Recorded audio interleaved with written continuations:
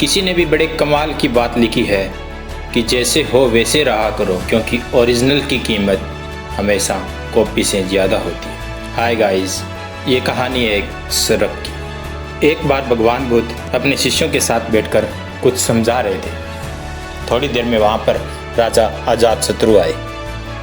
राजा बोले, हे भगवान, जब से मैं आपका अनुयायी बना हूँ तब से लोग मेरे सीधेपन का फ़ायदा उठाने लगे हैं। पहले सभी लोग मुझसे बहुत डरते थे क्योंकि मैं बहुत क्रूर था और किसी को भी मृत्युदंड देने में क्षण भर की भी देर नहीं करता था। पर जब से मैं आपका शिष्य बना हूँ तब से मेरा मन इन सब कामों में नहीं लगता है और मैं सभी को प्रेम देना चाहता हूँ, परंतु कुछ लोग इस चीज़ का गलत फ़ायदा उठाते हैं। तब भगवान बुद्ध बोले कि मैं तुम्हें एक कहानी सुनाता हूँ। एक बार एक भिक्षु गांव से गुजर रहा था तो उसने विश्राम करने की सोची। वह एक गांव के पीपल के पेड़ के नीचे विश्राम करने के लिए ठहरा। तभी कुछ लोग उसे रोक देते हैं। उस भिक्षु को कहते हैं कि यहाँ पर एक जहरीला सांप रहता है जिसने बहुत सारे लोगों को डस लिया है, तो आप यहाँ पर न ठहरें। वह सांप इतना खतरनाक है कि जो भी आज तक इस पेड़ के पास गया है वह जीवित नहीं आया है। वह भिक्षुक उन लोगों की बातों को अनसुनी कर उस पेड़ के पास ठहर जाता है। कुछ ही देर में एक भयानक सा सर्प उनके पास आता है और वह उनसे बोलता है, क्या तुम्हें पता नहीं है यह जगह मेरी है? तुम्हें डर नहीं लगता मुझसे? तुम यहाँ कैसे आ गई? वह भिक्षु बोला, मुझे डर कैसा? डरना तो तुम्हें चाहिए। तुम अपने डर के कारण ही तो ये सब करते हो, लोगों को डराते हो। मुझे तो न जीवन की लालसा है न मृत्यु का भय है। यह सुनकर सर्प को बड़ा आश्चर्य हुआ। उसने ऐसा पहली बार सुना था और पहली बार देखा था कि उसे कोई डर नहीं रहा था। और वह सर्प उस भिक्षुक से बात करने लगा, मैं अपने बचाव के लिए ये सब करता हूँ, क्योंकि अगर मैं ऐसा रूप नहीं धारण करूँगा तो लोग मुझे जीवित नहीं छोड़ेंगे, लोग मुझे मार देंगे। भिक्षुक कहता है कि तुम कह तो सही रहे हो, पर तुम जीवन जीने के लिए बुरे कर्म करना छोड़ दो।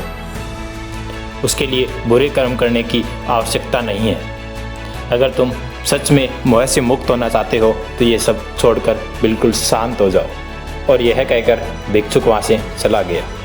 वह उस भिक्षुक से इतना प्रभावित होता है कि वह अब क्रोध करना छोड़ देता है। पर इसका सर्प के जीवन पर अलग प्रभाव पड़ा। जो लोग पहले उसे देखकर डर कर भागते थे वह उसके सीधेपन का गलत फ़ायदा उठाने लगे। अब सब लोग उसको मारने लगे। शांत से रहने की कोशिश तो करता पर लोग उसे मारते, यहाँ तक कि बच्चे भी उससे मारने लगे। वह सर्प बड़ा परेशान हो गया। कुछ दिन बाद भिक्षुक दोबारा उसी पेड़ की तरफ से गुजरे तो उन्होंने देखा कि सांप एक कोने में एक तरफ बैठा था और वह भूख से तड़प रहा था। उसकी हालत भी पहले से बहुत ख़राब थी, जगह जगह उसको खरोंचें आई हुई थी। वह भिक्षुक उस सांप के पास दोबारा रुक गया और उससे पूछने लगा। तो वह सांप बड़ा दुखी होकर बोला कि हे भगवान, जब से आपने मुझे शांत रहने का बोला है, वह प्रेम से रहने का बोला है, तब से लोग मेरे साथ ऐसा ही कर रहे हैं।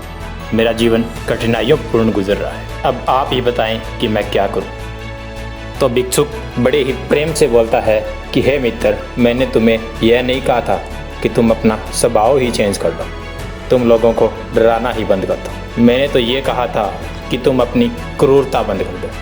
अगर तुम अपना स्वभाव, अपनी प्रवृत्ति ही छोड़ दोगे तो ऐसा ही होगा। सांप की प्रवृत्ति एक जहरीली होती है, इसलिए लोगों के मन में उसका भय होना जरूरी है। भिक्षुक बोले, तुम अपने आप को भीतर से सही रखो और बाहर से क्रूर बनो। भगवान बुद्ध अब अजातशत्रु से बोले कि तुम इस कहानी का उद्देश्य समझ तो चुके ही हो। तुम अपना स्वभाव मत बदलो पर अपने आप को भीतर से बदलो। राजा अजातशत्रु अब समझ चुका था कि उसे क्या करना है। तुम्हारा उद्देश्य किसी को नुकसान पहुंचाने का नहीं होना चाहिए। इसका मतलब यह नहीं कि तुम गलत का विरोध करना ही बंद कर दो। ये कहानी आपको क्या कहना चाहती है ये तो आप समझ ही चुके हैं। अपने आप को ऐसा बनाओ कि आप हर गलत चीज़ का विरोध कर सकें। अगर कहानी अच्छी लगी तो लाइक एंड सब्सक्राइब करें। जल्दी मिलते हैं एक नई कहानी के साथ। मुस्कुराते रहिए।